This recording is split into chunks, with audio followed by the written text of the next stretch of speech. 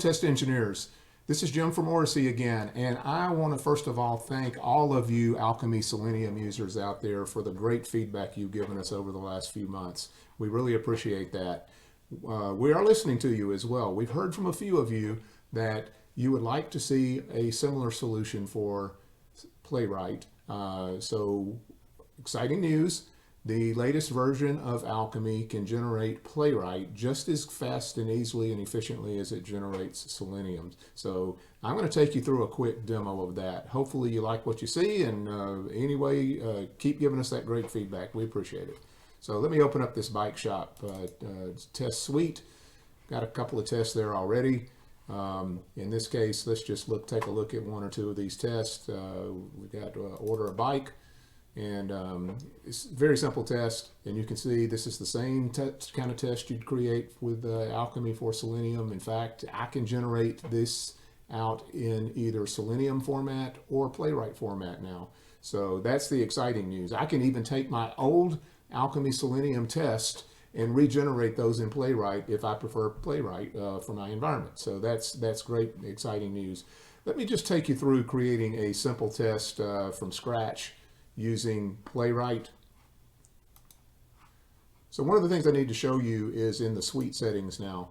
When I go to suite settings and look at suite configuration, I can see that now I have I can set a default whether I want to generate Java Selenium or Java Playwright, and which template to use. In this case, we're using a template, a Playwright template. These are default integrations. And of course, you can change any of this anytime after you've created your suite. So let's move on. I'm going to go ahead and add a new test, just a really quick test. This is against that same bike shop site that we've had. I'm just going to say this, the name of this test is order a helmet. And I'll add that test. And I'm going to record it, which is always the easiest way to create tests in Alchemy. It's got the URL there by default. Of course, I can change that right here if I would like to, but this is the URL we're using for the default URL for the entire suite. So let's record. It's going to bring up that bike shop application, and we're going to look. All right, we're just going to take a quick look at accessories. Let me scroll down a little bit. We'll choose a helmet. Here's the helmet. Let's pick a size. Let's say large, and we will add that to our cart, and then we'll go view the cart. And what I'm going to do next is validate that the cart contains one item that's worth $180. So verification match value. All right, done. So that's all I'm really going to do in this test. I just wanted you to see how easy it is. This is just a refresher for all of you that have seen Alchemy before. If you hadn't seen Alchemy before, I encourage you to go to YouTube and search for Alchemy testing, and you'll find dozens of videos on Alchemy and a lot of the other capabilities. I'm only touching the basics right now, so you can see the actual process of creating a Playwright test, which is exactly the same as creating a Selenium test. So, all right, so we take the website back to the home page. Just standard practice for me anyway. I always leave the application in the same state it was in when the test started. So now that's done. I'm going to stop recording, and I can close this window and just take a look. It looks like I did some scrolling. Of course, I added the helmet to the cart.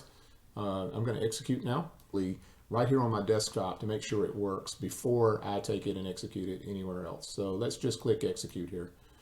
Run through the steps of this test. Does it fairly quickly. There's the helmet. We're in the cart, adding the item to the cart, and then we're looking to see if the value matches, and if it does, we're going to have a test passed. Yes, we do. All right, done. Now let me take you over and let's generate an executable for this test. Oh, I have unsaved changes. Do you want to say we'll save those changes? Here's the generation queue. So it's building an executable now. We'll give that a minute. Okay, before I download that executable file that I just generated, let's take a look at the source code. This is kind of important. Actually, I don't need to download the source. I can just view it. I can go back up here to the build queue, and I'll be able to view the source from here. We'll take a look at the source code that was generated. I'll take a look here at the Orasi section. We've got a bunch of wrapper and helper classes here. That's very useful stuff. The advantage there is every one of your test suites has the same format, same layout, same structure, which is great. So if I look here, I can look at my pages. Here are things like the default page, the bicycles page. If I look at this bicycles page, I really don't want to go into this code right now. We'll do a whole nother video on the output code that you can get from Alchemy, whether it's Playwright. This is Playwright. We're importing some Microsoft, some Playwright stuff, and we're importing some Java stuff. But other than that, it's pretty, it's all self-contained or relatively self-contained. But you can see we've got the locators here. This is all the stuff that you would do on that particular page. So every page is in here. Every Alchemy suite that's generates the same structure of source code, which is great. I've managed a number of testers before, and even a lot of very smart people will typically create tests using different structures and different constructs. And also one of the great advantages of Alchemy, whether you're generating Selenium or Playwright, is that all of your test code follows a very similar structure and template. So that's great for maintenance. However, I should still point out right now that you don't ever really need to go look at that source code. You can if you want to. You can download it. You can check it into GitHub. You can build it yourself. You don't have to have Alchemy to execute the test. That's one of the beauties of Alchemy, whether you're using Playwright or Selenium. You own that source code.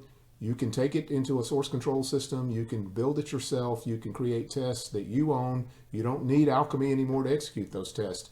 However, when I said maintenance, I mean, we think the best way to maintain your test is to maintain them inside of Alchemy, because you've got those simple, easy to read steps. You don't have to look at the code. However, if you wanted to actually maintain the source code yourself, you could do that. And therefore, the format of that code becomes very important if it's all structured exactly the same way. So I have already downloaded that file that was created. So this jar file right here, bike shop space PW, which stands for Playwright, I put that on there, .jar file, is a completely encapsulated or self-contained suite of tests. This includes all 4 of the tests: order a bike, order gloves, order stuff, order a helmet. It's all there wrapped up in this jar file, along with all the helper functions and everything that's needed to execute that test, including the integrations. Before I go and execute this, let's just take a look at what integrations I've got in this particular suite. Remember before, you may have noticed, may have stopped the video and taken a look at those integrations before, but you can actually adjust the integrations for each particular suite. I set the default for all of my suites, but for this particular suite, I changed it a little bit. I've got the HTML generator, which creates a nice HTML report after the test is executed. I have it also generating a console, which is a text-based console, which we'll see that in just a minute when I execute this suite. And we also have a GUI execution console, which is much easier to read and follow as your tests are executing. All of this, again, is compiled into that jar file, so I don't have to have separate utilities anywhere to see this stuff or to use this stuff. At this point, I can completely close Alchemy. Don't need this user interface anymore. At least not to execute this suite. So this is the directory where I downloaded the bike shop pw.jar file. So I will just execute that so you can get a feel for what that looks like. So this here is the execution console that was included in the integrations. We can see we have 4 tests. We saw those before: order a bike, order a glove, order stuff, order a helmet. And we have 2 execution targets. We have Chrome and we also have Firefox. So all 4 of these tests are going to execute on both of those browsers, and they're going to do it in parallel to the extent it's allowed in the execution package, which allows basically 2 of each, 2 Chromes and 2 Firefoxes, and that's a total of 8 executions. So I can follow along with this on this text-based console, or if we go here, we can see the GUI console that I mentioned earlier. And I can see I've got 4 running tests, and as tests are completed, I will be able to see those down here in the completed test. I'll also get an indication whether they passed or failed. Just looking at the status here, I've got 4 running tests. I've got 4 completed tests. So when these other 4 complete, we will take a look at the results. All right, take a look at this. Let's go back to the text console first. I can see that we're 100% complete, 8 of 8 tests. It does say down here it completed with failures. If I go to my GUI execution console, I can see 7 of the 8 tests passed, and with this very last one, order gloves on Firefox. Just the order gloves actually worked on Chrome. It didn't work on Firefox for some reason. I'm not surprised. You know, this particular application does have problems. I'll blame it on the developer. Believe it or not, a tester blaming the developer. Okay, remember in the integrations I talked about an HTML report. What happens when you execute your jar file, regardless of where you executed, whether you executed in the cloud or executed on your local computer or on somewhere some other system, wherever you executed that test, you're going to get a report, an HTML report file. Actually, you can specify the location where you want it to go, but in this case, I let it go to this particular directory here. So if I open my HTML report and go to index.html, I can get more information about this test suite that executed. It's got some information about what time it ran, and there's some other stuff about the timings and all. But I'm gonna, let's just take a look at one of them that passed first. We'll look at this order gloves. This one passed. Remember, another one failed. But if I look at this, I can click down through here and look at each step and, you know, get some more information about each step. But the whole test passed. I want to look at one other one. I believe I've got a screenshot in some of these as well. So let me just go back and look at order stuff. Yeah, this one's got a screenshot at one particular step. So if I open this step, I can see that's what the screen looked like at that particular time in the test. And that will happen automatically if there's a problem with the test. So if we go back to the one that failed, I can see that at this particular step where it was clicking on cart total, it says the locator did not return any results. So I can see what the screen looked like at the time, and naturally I'm going to blame the developer. In this case, the developer is very flaky that created this website. So anyway, let's take a look at the source code. This is the source that was on the page at exactly the time that this test failed. When that page was being displayed, when it was looking for that locator and looking for a value in that locator, this is the page source that was present in the browser at that time.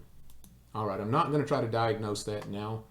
If we go back and look at our test suite again,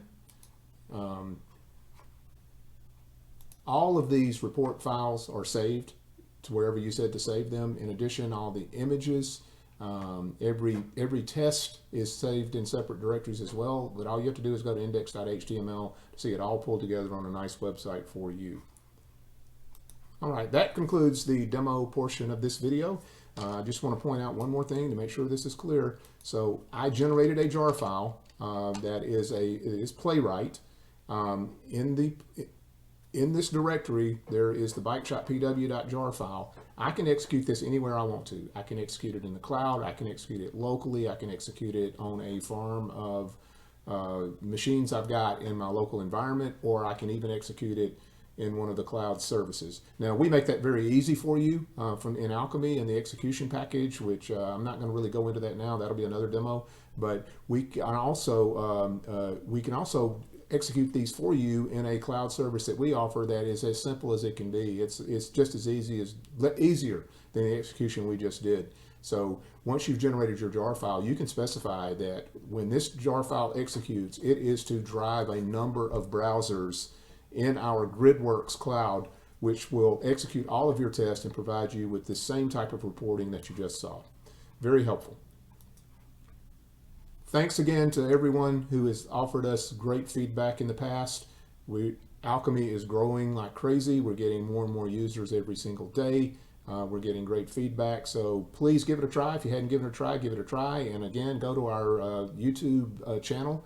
If you go to YouTube and just search for alchemytesting.com, you're going to find lots of videos with lots of other capabilities for Alchemy, such as data-driven testing and many others. So anyway, thank you very much. Again, this is Jim from Orasi.